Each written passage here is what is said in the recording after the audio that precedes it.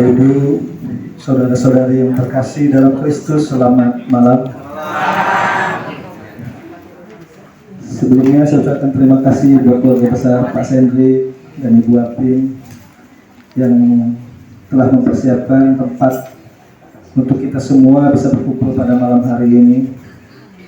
Semoga karunia dan kasih Allah selalu melimpah bagi keluarga Pak Sendri dan Ibu Apim. Pada pertemuan Advent yang kedua ini kita mengambil tema bertobat untuk memulihkan kehidupan dan alam. Nanti akan dibawakan oleh Cicucu, nanti lagu akan dipandu oleh Kewadi.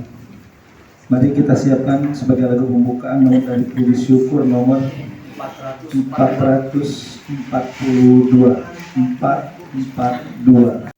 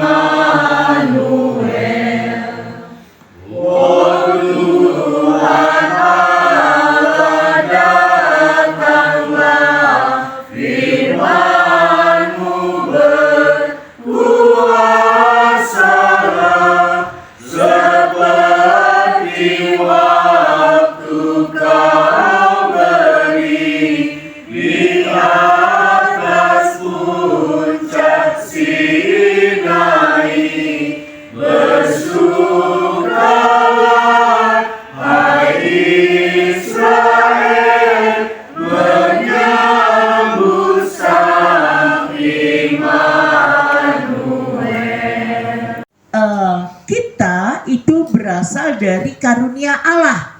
Sekalipun sekarang banyak bayi tabung, ya, tetapi nafas kehidupan adalah Allah sendiri yang menghembuskan.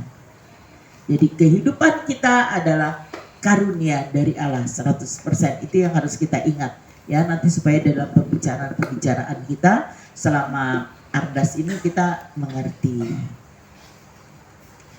Kemudian di dalam Evangelium Vitae ada memulihkan martabat kehidupan manusia. Nah, sejak zaman Adam itu kan manusia aman-aman aja ya.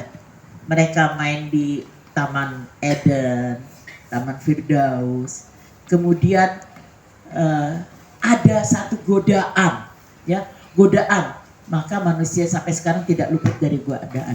Ada satu godaan yang waktu itu digambarkan sebagai seekor ular untuk menggoda manusia, ya. Hal ini waktu itu yang digoda adalah Hawa, seorang perempuan. Nanti kita bicara tentang banyak tapi tidak bicara tentang ini, ya, kenapa Hawa yang digoda. Karena Tuhan Yesus Kristus menurut Santo Matius, dimuliakanlah Tuhan. Pada waktu itu tampillah Yohanes Pembaptis di padang gurun Yudea dan memberitakan, bertobatlah sebab kerajaan surga sudah dekat. Sesungguhnya dialah yang dimaksudkan Nabi Yesaya ketika ia berkata, ada suara orang yang berseru-seru di padang gurun, persiapkanlah jalan untuk Tuhan, luruskanlah jalan raya baginya. Yohanes memakai jubah bulu unta dan ikat pinggang kulit, dan makanannya belalang dan madu hutan. Lalu datanglah kepadanya penduduk dari Yerusalem, dari seluruh Yudea dan seluruh daerah sekitar Yordan. Sambil mengaku dosanya, mereka dibaptis oleh Yohanes di sungai Yordan. Ketika ia melihat banyak orang Farisi dan orang Saduki datang untuk dibaptis, berkatalah ia kepada mereka, hai kamu keturunan ular berbisa, Siapakah yang memperingatkan kamu supaya melarikan diri dari murka yang akan datang? Jadi, hasilkanlah buah yang sesuai dengan pertobatan. Janganlah mengira bahwa kamu dapat berkata dalam hatimu, Abraham adalah bapa leluhur kami. Karena aku berkata kepadamu, Allah dapat menjadikan anak-anak bagi Abraham dari batu-batu ini. Kapak sudah tersedia pada akar pohon, dan setiap pohon yang tidak menghasilkan buah yang baik akan ditebang dan dibuang ke dalam api. Aku membaptis kamu dengan air sebagai tanda pertobatan. Tetapi ia yang datang kemudian setelah aku lebih berkuasa daripada aku, dan aku tidak layak melepaskan kasutnya. Ia akan membaptiskan kamu dengan Roh Kudus dan dengan api. Alat penampi sudah di tangannya.